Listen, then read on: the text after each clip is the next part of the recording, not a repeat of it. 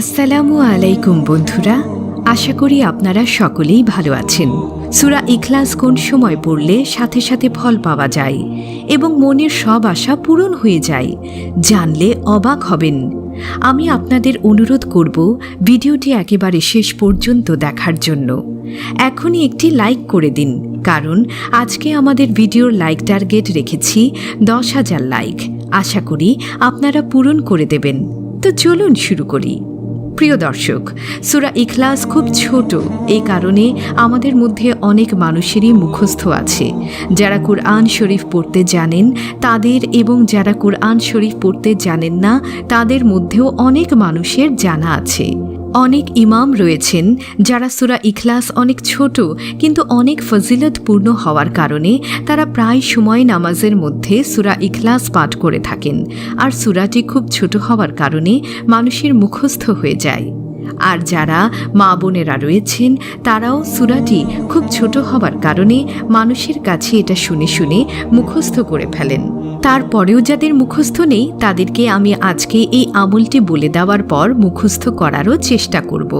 আগে আমি আমলটি কিভাবে করবেন, কোন নিয়মে পড়তে হয় এবং সূরা ইখলাসের কিছু ফজিলত সম্পর্কে আমি আপনাদেরকে বলবো। তারপরে আমি যাদের সূরা ইখলাস মুখস্থ নেই তাদেরকে তা মুখস্থ করানোর চেষ্টা করাবো। সূরা ইখলাসের বর্ণনা করতে গিয়ে সূরা ইখলাসকে কুরআনের তৃতীয়াংশ বলা হয়েছে। তাহলে একবার শুনুন এই সূরা ইখলাসের কত গুরুত্বপূর্ণ ফজিলত রয়েছে। একবার এক সাহাবী নামাজে প্রতি 2 রাকাতের মধ্যে একবার পড়তেন। এটা যখন তার আশেপাশের অন্যান্য সাহাবীরা জানতে পারে, তারা হুজুরে পাক সাল্লাল্লাহু আলাইহি ওয়াসাল্লামের কাছে গেলেন এবং আল্লাহর রাসূলের কাছে নালিশ করলেন, ইয়া রাসূলুল্লাহ, এই ব্যক্তি প্রত্যেক 2 নামাজের মধ্যে একবার সূরা ইখলাস পড়েই। তখন আল্লাহর রাসূল সাল্লাল্লাহু আলাইহি ওয়াসাল্লাম সেই ব্যক্তিকে জিজ্ঞাসা করলেন যে এই কথা কি সত্য? তুমি প্রত্যেক 2 রাকাত নামাজের মধ্যে একবার সূরা ইখলাস পড়ো? সে সাহাবী বললেন, ইয়া রাসূলুল্লাহ, জি হ্যাঁ, আমি প্রত্যেক 2 রাকাতের মধ্যে একবার সূরা ইখলাস পাঠ করি। তখন আল্লাহর রাসূল সাল্লাল্লাহু আলাইহি ওয়াসাল্লাম জিজ্ঞাসা করলেন, কেন? তখন সেই সাহাবী উত্তর দিলেন, ইয়া রাসূলুল্লাহ, আমার এটা খুব ভালো লাগে। সূরা ইখলাস অনেক ফজিলতপূর্ণ এবং আমার এটি পাঠ করতে খুব ভালো লাগে, এই কারণে আমি পড়ি। তখন আল্লাহর রাসূল আর তাকে নিষেধ করেননি এবং সে সাহাবী এই সূরাটি পড়ার কারণে এবং এই সূরাটির প্রতি ভালোবাসা রাখার কারণে জান্নাত নসিব হবে। আল্লাহর রাসূলের হাদিস অনুযায়ী এই কথা প্রমাণিত হয়েছে। প্রিয় দর্শক, তো সূরা ইখলাস এটি মক্কায় অবতীর্ণ। সূরাটি কুরআন শরীফের 112 নম্বর সূরা, আয়াত সংখ্যা হল 4 আর শব্দ সংখ্যা 15 এবং অক্ষর হল 47টি। এই সূরাতে আল্লাহ তাআলার অস্তিত্ব ও সত্তার সবচেয়ে সুন্দর ব্যাখ্যা রয়েছে, যার কারণেই এই সূরাটি খুব বেশি ফজিলতপূর্ণ। এক সময় কাফিররা, ইয়াহুদিরা মুসলমানদেরকে প্রশ্ন করল, তোমাদের রবের পরিচয় কি? তোমাদের আল্লাহর কি পরিচয়? সে কিসের তৈরি? সোনা, রূপা নাকি মাটির তৈরি? সে কিসের তৈরি? এই প্রশ্ন যখন মুসলমানদেরকে করা হলো তখন তার জবাবে এই সূরা ইখলাসটি নাজিল হয়েছে।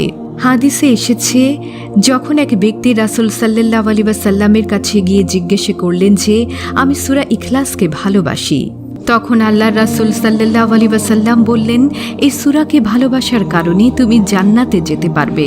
সুবহানাল্লাহ। মুসনাদের আহমদ শরীফে এই হাদিসটি আছে। দর্শক, এখন আপনারা বুঝতে পারলেন তো এই সূরাটাই কত ফজিলতপূর্ণ। এক রাসূল সাল্লাল্লাহু আলাইহি ওয়াসাল্লাম বললেন, তোমরা সবাই একত্রিত হয়ে যাও, আমি তোমাদেরকে কোরআনের 1/3 শোনাবো। এরপর রাসূল সাল্লাল্লাহু আলাইহি ওয়াসাল্লাম সূরা ইখলাস তিলাওয়াত করা শুরু করলেন। এই হাদিসটি মুসলিম এবং তিরমিজি শরীফে রয়েছে। প্রিয় দর্শক, বিপদ আপদ বালা মুসিবতে এই সূরাটি পাঠ করলে আল্লাহ তাআলা তাকে বিপদ আপদ থেকে মুক্তি দিয়ে থাকেন। হাদিস শরীফে এসেছে, রাসূল সাল্লাল্লাহু আলাইহি ওয়াসাল্লাম বললেন, যে ব্যক্তি সকাল বিকেল সূরা ইখলাস, সূরা ফালাক, সূরা নাস পাঠ করবে, আল্লাহ তাআলা তাকে সব ধরনের বিপদ আপদ বালা মুসিবত এবং হতাশা থেকে রক্ষা করবেন। এই হাদিসটি আবু দাউদ এবং তিরমিজি ও নাসাই শরীফে রয়েছে। দর্শক, আপনাদেরকে আরেকটি সুন্দর হাদিস শোনাই। তা হলো রাসূলুল্লাহ সাল্লাল্লাহু আলাইহি ওয়াসাল্লাম প্রত্যেক দিন ঘুমানোর আগে সূরা ইখলাস এবং সূরা ফালাক ও সূরা নাস পাঠ করতেন। এরপর তার দুহাতে ফু দিয়ে পুরো শরীর এবং মাথা মাসেহ করতেন, তারপর ঘুমিয়ে পড়তেন। এই হাদিসটি বুখারী, আবু দাউদ ও তিরমিজি শরীফে রয়েছে। দর্শক, এই পর্যন্ত আপনি সূরা ইখলাসের অনেক ফজিলত সম্পর্কে শুনেছেন। এখন আমি বলে দেব সূরা ইখলাস কখন কতবার পাঠ করলে সাথে সাথে মনের সব আশা পূরণ হবে এবং সব ধরনের বিপদ আপদ থেকে বেঁচে থাকতে পারবেন। এখন আমি সূরা ইখলাসের এই আমলটি সম্পর্কে আলোচনা করব। দর্শক, তো এই সূরাটি আমল করার সময় হলো শুক্রবার দিন আসরের নামাজের পর থেকে মাগরিবের নামাজের আগ পর্যন্ত মাঝের সময়ে আপনি এই সূরাটি 3 বার বা 5 বার বা 10 বার পাঠ করবেন। পাঠ করার সময় আপনার সেই চাওয়া পাওয়াগুলো আপনার স্মরণে রাখবেন। ধরুন আপনি কোনো শত্রুতামি থেকে রক্ষা পেতে চান, তাহলে তা স্মরণ নিয়ে সূরা ইখলাস 3 বার, 5 বার বা 10 বার শুক্রবার আসরের নামাজের পরে মাগরিবের নামাজের আগ পর্যন্ত পাঠ করবেন। তাহলে ইনশাআল্লাহ আপনি অবশ্যই ফলাফল পাবেন। আপনি সেই শত্রুতামি থেকে রক্ষা পাবেন। আর যদি আপনি কোনো বালা মুসিবত কিংবা কোনো দুঃখ কষ্ট দূর করার জন্য এই আমলটি করতে চান, তাহলে সেই বালা মুসিবতকে স্মরণ করে বা সেই দুঃখ কষ্টকে স্মরণ করে আপনি শুক্রবার আসরের পর থেকে মাগরিবের আগ পর্যন্ত এই সূরাটি 3 বার, 5 বার, 10 বার পাঠ করবেন। এখন যদি আপনার শুক্রবারের দিনে এই আমলটি করতে মনে না থাকে, তাহলে কখন করবেন? তাহলে সেই আমলটি করবেন বৃহস্পতিবার আসরের পর থেকে মাগরিবের নামাজের সময়ের আগ পর্যন্ত। আর যদি আপনার সেই দিনও এই আমলটি করতে মনে না থাকে, তাহলে আপনি এই আমলটি কখন করবেন?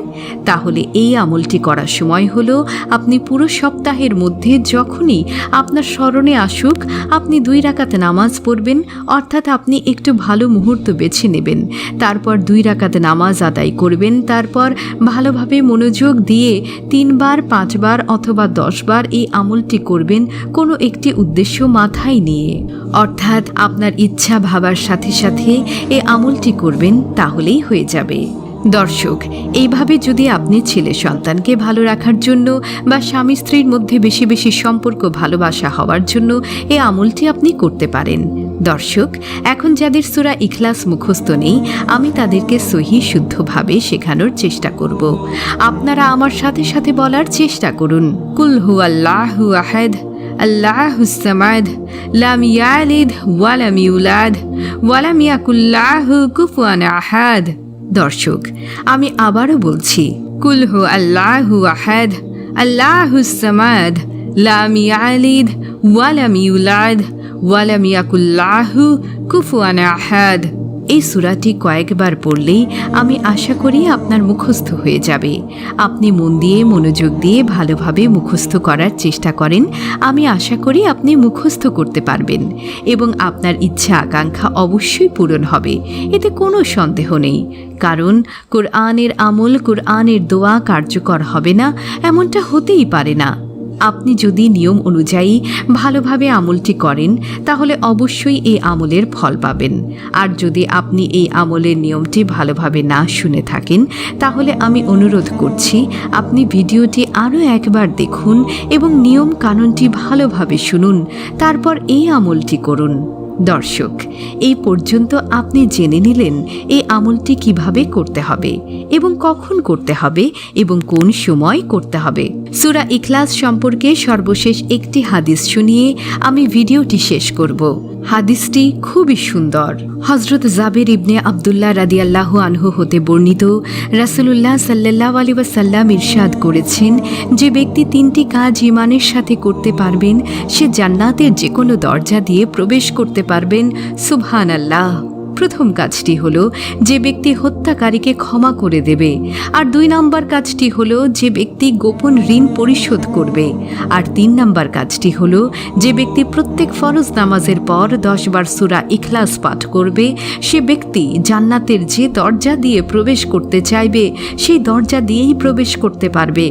দর্শক, তাহলে আপনি জানতে পারলেন কেন সূরা ইখলাসের এত ফজিলত এবং কেন এই সূরাকে কোরআন শরীফের 1/3 বলা হয়েছে। দর্শক, এই ছিল আজকের ভিডিও। যদি আপনাদের ভালো লেগে থাকে তাহলে অবশ্যই কমেন্ট করে জানাবেন। আর আপনি আমার চ্যানেলে নতুন হয়ে থাকলে এখনই এই চ্যানেলটি সাবস্ক্রাইব করুন আমাদের নতুন ভিডিও পেতে। আল্লাহ হাফেজ।